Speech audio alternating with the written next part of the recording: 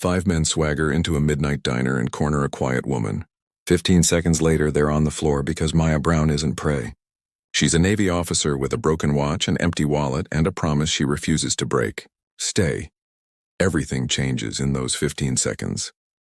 The blue finch sat at the edge of town where the highway bent like a tired spine. The neon bird above the door blinked, failed, blinked again. It made the window look like a slow-motion storm. Maya Brown chose the corner booth with the cracked red vinyl. She liked walls at her back. Habit, not paranoia. She set a broken watch on the table beside the salt shaker. The glass face was spidered. It had stopped at 23:47 4 months ago, the night everything went wrong and she started counting without a clock. Her wallet lay next to it. Thin. Too thin. She slid out a few worn bills for coffee and pie. She had enough fuel to reach her aunt's place by morning. Enough if the truck didn't lie. It had lied before. The waitress Petra poured coffee. "You look like Road," Petra said. Soft voice, pale bruise under one eye covered in powder and hope. "Dusty road," Maya said. She added sugar she didn't need just to see the crystals sink and vanish. "Long drive. Pie's fresh," Petra said. That sounded like a prayer. Maya nodded. Her phone had no bars. Good. Silence obeyed here. Outside, the highway hissed. Inside, the overhead clock talked with a wobble in the second hand like it had lost the rhythm and faked it. She watched the door. Habit again. The bell had a thin ring you could hear under the radio. She counted breaths. She tasted metal in the coffee. She told herself she was only traveling. She told herself the watch didn't matter. Headlights scraped across the windows. Engines followed. 5 of them, not cars. Throats of metal and gasoline. The bell above the door went off like a small animal. Panicked. Leather. Boots. Knuckles that had learned answers the wrong way. 5 men came in like a weather front. Their laughter didn't match. None of them were with each other. They were only with the power of being 5. They scanned the room. Night shift trucker at the counter. 2 teens splitting fries near the jukebox. Petra froze by the register. The men ignored the trucker. Ignored the kids. Eyes found the corner booth. Eyes stayed. Maya didn't look down. She saw Petra's hand tighten on the coffee pot. The bruise under the powder felt louder now. Maya resisted the urge to reach for the broken watch. She didn't need it to know how fast things could fall apart. The big one with a stale beer grin tapped the glass behind Maya's shoulder. "Move over, sweetheart." She held her cup with both hands like it was a warm stone. "No," he laughed, the kind of laugh that tries to check if the room belongs to him. His friends spread into positions that were almost accidental if you didn't know geometry. 1 near the door, 1 near the counter, 1 flanking the jukebox, 1 by Petra. "That seat's taken," the big one said. "By me," Maya said. He leaned in, palms on the table. A ring shaped like a skull dug tiny dents into the laminate. His breath carried a truck stop. Close, he smelled like a story that always ended the same way. "You alone?" "No," Maya said. He glanced around. "I don't see anyone." Maya lifted her eyes to his. "You will." The teens stopped pretending to laugh at their phone. The trucker turned his face toward the coffee. Petra put the pot down very carefully, like glass remembers. The big one's hand slid toward Maya's wrist. In that drift of fingers, she saw a small future. Petra crying. A police report too late. A watch still broken. A road that stayed dusty forever. Maya breathed once and felt the room fold into lines and angles. Door. Counter. Jukebox. Windows, 5 men, Petra, teens, trucker, coffee pot. Napkin holder. Chair legs. The floor's bad tile. She counted 15 in her head. "Last chance to be nice," he said. Maya smiled without heat. "This is me being nice." He reached. Maya moved. The coffee cup tipped and hit the table with a soft ceramic knock, and the bell over the door rang again. Not from a person, from air, from motion. Something else had entered the diner, something none of them could see yet, and it made the bell sing by itself as if the building had memory and decided to warn them. Maya's left hand found the broken watch and closed over it. The big man's ring flashed. Petra gasped. Maya stood up and the lights went out. Darkness thinned the room into edges. The neon bird outside flickered through the window, bleaching the black to a false dawn every second and a half. Someone cursed. A chair squealed across tile. The jukebox died mid-song, a record strangled. The teens held their breath like it was expensive. Maya's fingers let go of the watch. She didn't need it now. She knew her 15. She knew them like wind knows the wheat. First second, step left, not back. Back is a habit people read. Left is a mistake you choose. Second, palm heel under the skull ring. A short clean shove. The ring turned on its owner. Bone complained. Third pivot. The booth's edge kissed her hip. The table lifted 2 inches, enough to spill, not enough to crash. The spill screamed like a smaller alarm. Fourth elbow, not a hammer. A message. The big man's breath vanished. His body forgot how to stand. Fifth, someone behind her. The doorman. Boots in a hurry, she slid. He met the corner of the table with his thigh. The table took his balance like it had been waiting all night to be useful. Sixth, a soft object in Maya's hand. A napkin holder. Not heavy. Helpful anyway. It left her hand and found a forehead. Skin split. A different kind of alarm.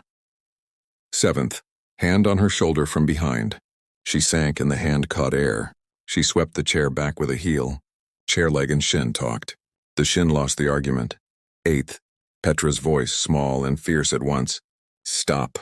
It wasn't for the men. It was for the night. The night didn't listen. Ninth, Maya's empty wallet slid off the table and hit the floor. Cards fanned like small white flags. She couldn't spare at a glance. Loss happens on schedule. Survival doesn't.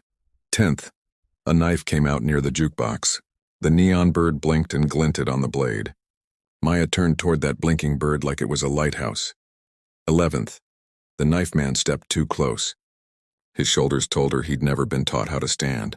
She let him overreach and the blade kissed linoleum, not blood. Sparks said hello. 12th, her forearm found his wrist. She spoke to tendons with pressure they understood. The knife left the conversation. 13th, the doorman recovered and lunged. She used the falling knife like a falling star. Brief, bright, throwing light where no one expected. The doorman flinched. She moved through the flinch and brushed past him like a ghost that remembered gravity. 14th, the big one tried to stand again, ring hand groping for control. She placed her palm on his sternum. Not hard, exact. He sat down outside of his will. Sometimes authority is the lightest touch in the right place. 15th, silence. Real, heavy, stunned. The light stuttered back. The neon bird caught its breath. The room returned to color, though the color felt ashamed of itself. 4 men were on the floor, somewhere between choice and consequence. The 5th, a wiry one with a scar that looked like a comma, hadn't moved at all. He had stayed by the counter, watching. His eyes hadn't blinked once. He smiled at Maya. Not a friend's smile. A recognition. Officer, he said softly. Not a question. Petra stared at Maya like seeing her for the first time. Who are you? Maya picked up the broken watch and set it back down like a note on a staff. Someone who wants pie, she said. Sirens were far off, a blue promise crawling through the dark. The comma-scar man tapped the counter with one finger, 3 times. The trucker at the counter looked at his own hands as if they weren't his. The teens began to cry without noise. The comma-scar man did not run. He didn't even step back. He kept smiling. 15 seconds, he said. That's your number. Maya's mouth went dry. She hadn't said anything about numbers. How do you know that? She said. He nodded at the broken watch. You leave clues. He lifted his palm. Something small rested there. A Navy coin. Unit crest. The kind of coin you earn and never sell. Where did you get that? Maya said. He flipped it. It flashed and landed heads up on the counter with a soft metal clap. That coin, he said, eyes steady, belongs to your father. The sirens came closer, then slipped past, chasing some other hurt. The room held the new quiet carefully as if loudness would break the floor. The big one moaned. Petra grabbed a towel, hands shaking. She glanced at Maya. Do we call? Not yet, Maya said. The comma-scar man kept his hands visible. His friends were learning how tile feels. He didn't help them. I know your father's coin because I shook his hand, he said. He gave it to me for a day. Said it was the only way to make a point I'd respect. Maya's tongue found the nick on her molar. The taste of copper reminded her she was still in her body. My father's dead, she said. The words didn't wobble. The clock above the register talked. The second hand skipped, recovered, skipped again. Sure, the man said. But he was alive when I met him. Norfolk, a bench near the water. He told me to find you if I ever needed a promise kept. Petra whispered, Maya, what is this? Maya's eyes had a narrow focus now. It made the world smaller and trustworthy. Inside voice, Petra, she said gently. The coin on the counter had an old scratch across the crest. She knew that line. She had put it there once when she was 2 and thought every circle was a drum. The man's friends began to find their feet, one by one, humbled by gravity. The knife lay quiet, much less brave without a hand. What's your name? Maya asked. Doesn't matter, it does.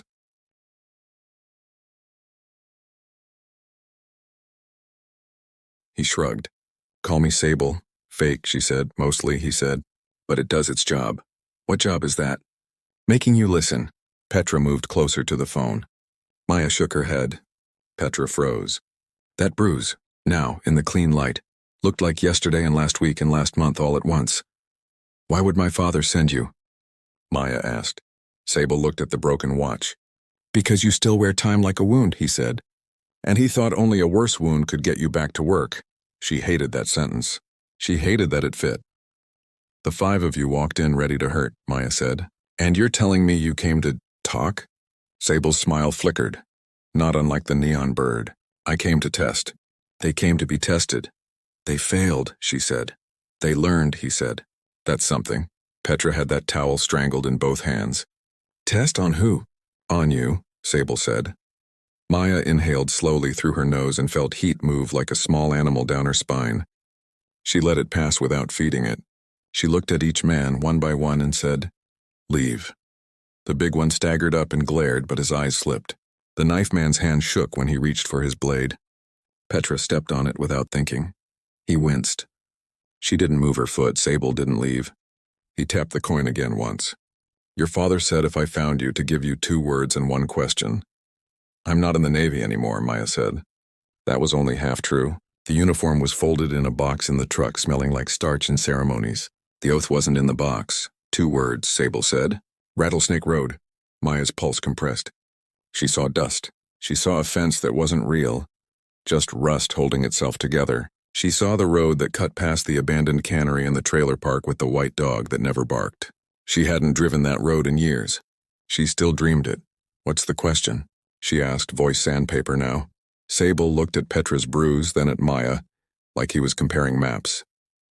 Can you keep one more promise? The teens stood. One of them said, very small, we have to go. They left an apology tip they couldn't afford and ran for the door like boys who had almost grown up too fast. The trucker pushed his coffee away. I'll be outside, he said, and did not look back. The coin on the counter stared straight up at the ceiling. Faith or fate or neither. What's on Rattlesnake Road? Petra asked. Not what, Sable said. Who? He finally spoke the name. It was a name Maya had folded into the night the watch broke.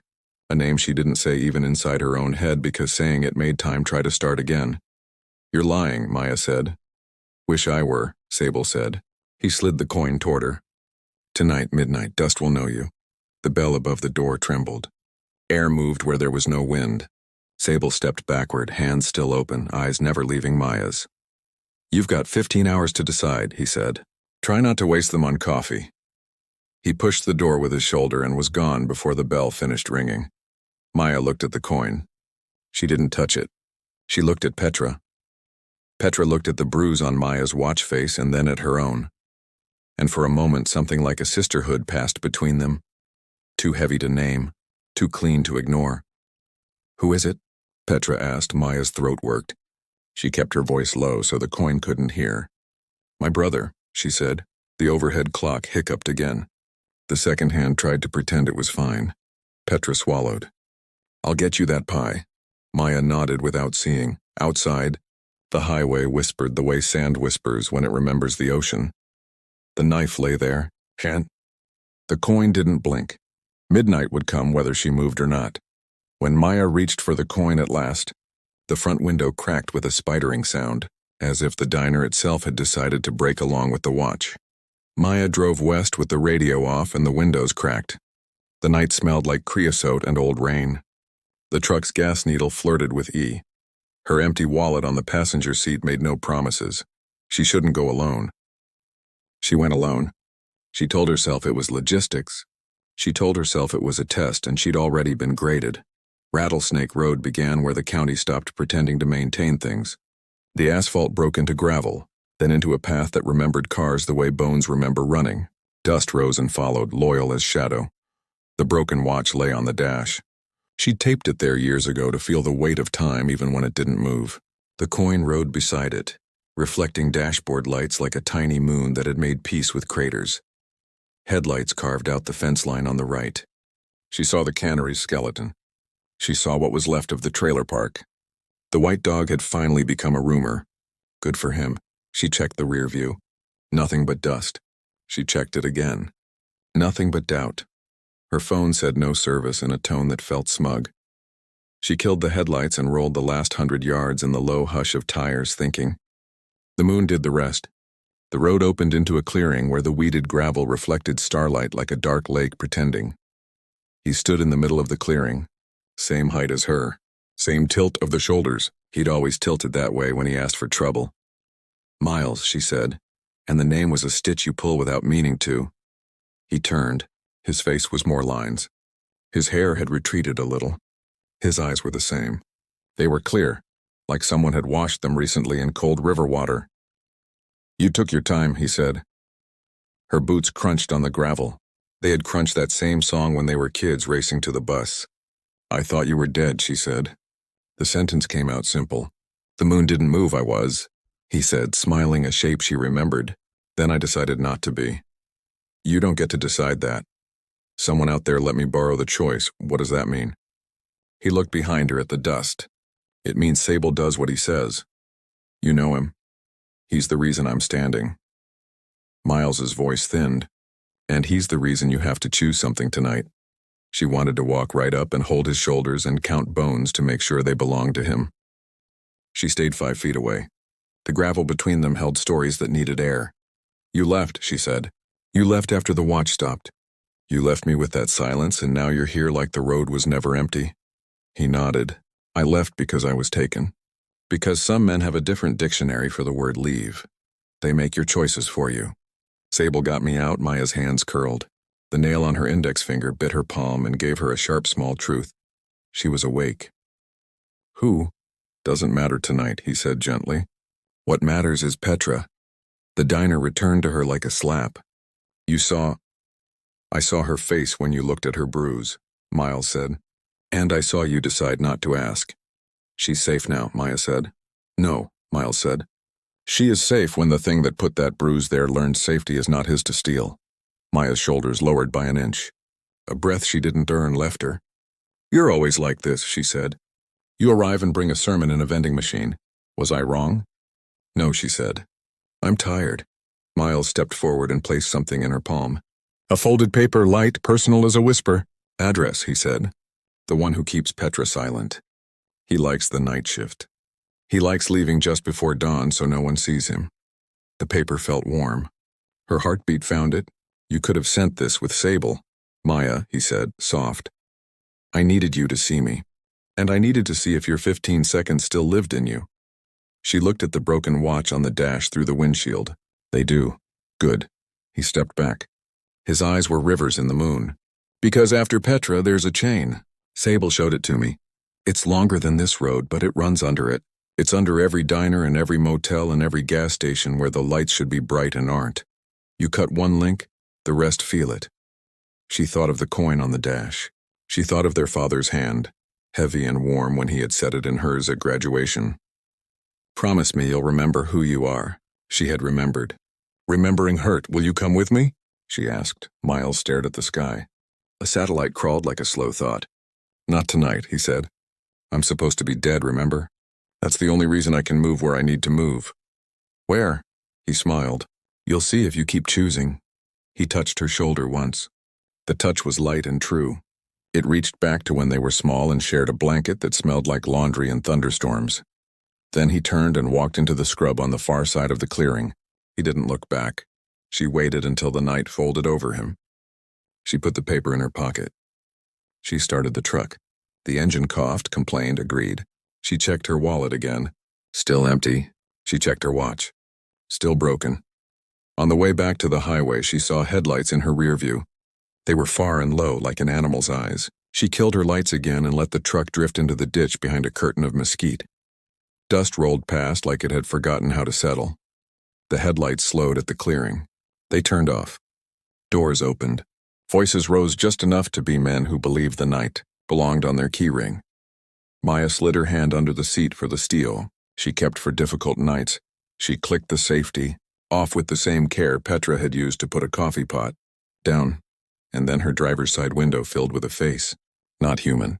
Not animal. A mask white and blank pressed to the glass so close her own breath fogged it. The mask tilted. A gloved finger drew a slow circle on her window, exactly where her broken watch would be if she had worn it on her wrist. The mask lingered. The finger finished the circle. Maya didn't startle. Startle wastes. She angled the muzzle away from the glass. Short range, bad angle, better options. She cracked the door and let the dome light glow for a heartbeat. The mask flinched at light and vanished downward. She slid out low, knees barked by gravel. Mesquite held still, pretending to be innocent. Footsteps to the right. A second mask. Taller. The white faces looked like cutouts pinned to the dark. Evening, Maya said. Calm. To make them worry about what she knew that they didn't. They didn't answer. One stepped closer and showed her a phone screen. A photo of Petra, taken earlier. Her apron. That bruise. Maya felt a heat rise that wasn't anger. It was clarity. A line drawn on a map. The line said here. She spoke loud enough for the night to file it. If you touch her again, you won't get another night. The taller mask shook his head slowly. He held up 2 fingers. Then pointed at Maya. Then at the direction of town. He was telling her which of them he was. The second link. The messenger, the one who tested fences for current. Tell the first link he's next, Maya said. The shorter mask lifted a hand in a gesture that was almost polite. He tossed something. It hit the dirt at her feet with a dull clack. A watch, not hers. New glass, shiny. Stopped, they melted back into the brush with the kind of practice that comes from time spent on the wrong side of doors. Maya waited until the desert began to sound like itself. Again, small animals negotiating, insects running little factories. She straightened, put the safety back on, tucked the steel where it always went. She picked up the watch they'd thrown. It had stopped at 00. Neat, dramatic. A note in their handwriting that said, "We like theater." She put it on her other wrist. Let it sit there, cold and ridiculous. Fine, she said to the empty. Let's have theater. The truck complained back onto the road. Gaslight glowed. The world smelled like a station that didn't exist. She got to town as the first light bled behind the grain elevator. Morning turned the diner's cracked window into a white scar. Petra was outside sweeping glass off the sidewalk. She looked up, saw the truck, and the broom stopped moving. You went, Petra said. I did. Petra looked at the ground. I didn't ask you to. No, Maya said. You didn't have to. Petra's mouth trembled around a truth it didn't want. He's not a bad man. Maya raised one eyebrow.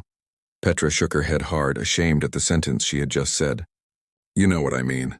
He's tired. Things got hard. Petra, the broom bristles bit cement. He said if I ever told he'd... She swallowed. He knows where my sister lives. He knows the hours. The door chimed behind them. The trucker from last night stepped out. He had different eyes now. They had decided to belong to him again. Ma'am, he said to Maya. Name's Earl. I realized I did not do right by you last night.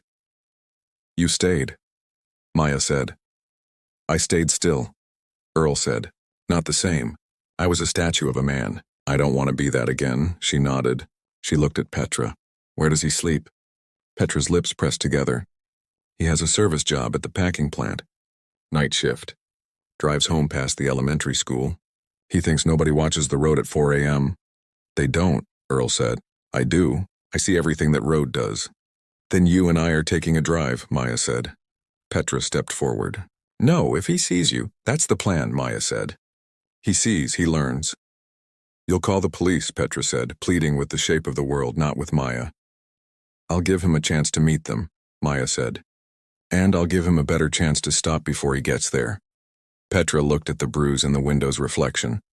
He won't stop, she whispered. That whisper had history. Maya touched Petra's sleeve, light as truth. Then I will. Earl's truck was a sun-bleached red that used to be fire. They parked at the curve where the school zone began. Children would not be here for hours. Swings hung like quiet punctuation marks. At 4:07, the time Hope goes to the gym, headlights emerged, steady and smug. A sedan that thought it was invisible. It passed the sign that asked for 20 minutes and sped up. Earl flicked his high beams twice. The sedan braked on reflex. Maya stepped into the road. Her broken watch caught the first tendril of sun and made a tiny flare. The sedan rolled to a stop a breath away. The driver lifted his hands in that universal surprised pacifist gesture people make when they're not pacifists. Maya walked around to his window. He rolled it down with theatrical slowness, like he was trying to make the moment long enough to reconsider his life choices. He was smaller than the bruise he made. He had a face that would fade on a crowd except for the mouth. The mouth liked power too much. "Morning," Maya said. "Lady, you want to die today?" he said. Earl's engine idled behind her. The streetlight buzzed a tone that only moths loved. "Not on your schedule," Maya said. She showed him the new watch on her other wrist. "Midnight, right?" "Cute." He blinked just once. "I know Petra," Maya said. "I know her sister's schedule too. And I know you'll change it today because that would be your move. You'll try to get clever." "You'll fail. You the cops?" "Better," Maya said. "I'm the person who shows up 15 seconds before the cops matter." He smiled. That mouth. It tried to make the smile confident, but the eyes were busy doing math. "Step away from the car," he said, voice low. "No," Maya said. He put the sedan in park. His hand slipped under the seat. Maya sighed, leaning in like a neighbor. "I want you to think very hard," she said. "We are at a school. There are cameras now. The district got a grant. They put one on that pole last month, another on the crossing sign. The footage is clear enough to count eyelashes. Earl over there is recording with the dash cam he bought after his ex took his tools. And I am a Navy officer who knows exactly how much force the law says I can use when someone threatens a woman by proxy in a town that is tired of being scared. If you reach under that seat for something stupid, everything I said becomes paperwork. If you keep your hands where I can see them, we can have a talk that involves choices instead of endings." He froze. His mouth made a poor choice. "Navy, huh?" "That's right. You people like order," he said. "We like dignity," Maya said. "Order is the cheap fence. Dignity is the house." He looked past her at Earl. Earl didn't move. He was not a statue now. He was a man who had chosen to be seen. The driver exhaled. "What do you want?" "You go to Petra. You say out loud that you were wrong. You say why. You ask her what she needs to feel safe. You do that. You do not speak to her at night ever again. You pick daytime like a man who isn't where hate hides, and then you fix your face and keep it fixed. If you touch her again, your name will echo in 1,000 places you don't like. I will make sure of it." "That's not the law," he said. "It's the start of it," she said. "The rest comes with the report I have already drafted in my head." "You don't scare me," he said. Maya smiled. "Good, let fear rest. I prefer comprehension." She tapped the roof of his car twice. "Decide now." He stared at her. The second hand of the crossing sign's camera blinked. He lifted both hands off the wheel. "Fine," he said. "Fine." "Good," Maya said. "Drive to the diner." "I'll be there." She stepped back to the curb. He pulled away too fast. Earl let out a breath that had been holding his ribs together. "Think he'll go?" Earl asked. "He'll go," Maya said. "People like him are brave in the dark. Daylight is their confession." They drove back to the diner without hurry.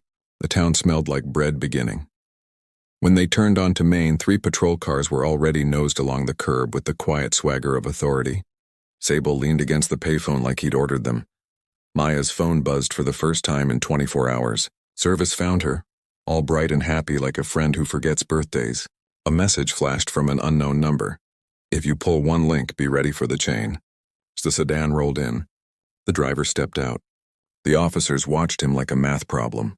Petra came to the door, napkin in hand, knuckles white. Maya touched the broken watch. "Showtime," she said, and the sedan's trunk popped open by itself.